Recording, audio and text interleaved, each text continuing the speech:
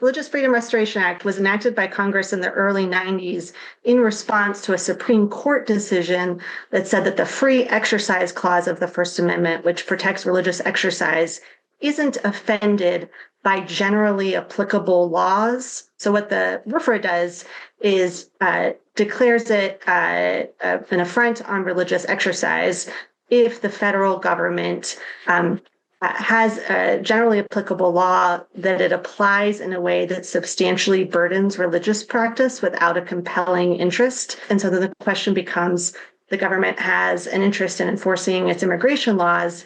Is this the most narrowly tailored way to do it? And the answer is obviously not, because for decades they haven't been doing this.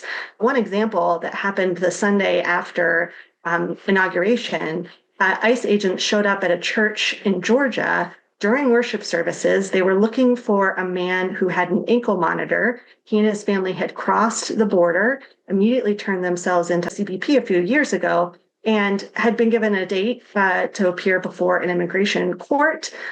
He had attended all of his required asylum check-ins. And according to ICE, they pinged his ankle monitor, figured out that he was in his church service, and they showed up in the middle of the sermon while his family was with their church community. And we're seeing that with a lot of the new administration's actions. They're not undertaking kind of the normal steps you would expect, and it's unlawful. And I think we're going to see courts recognizing that.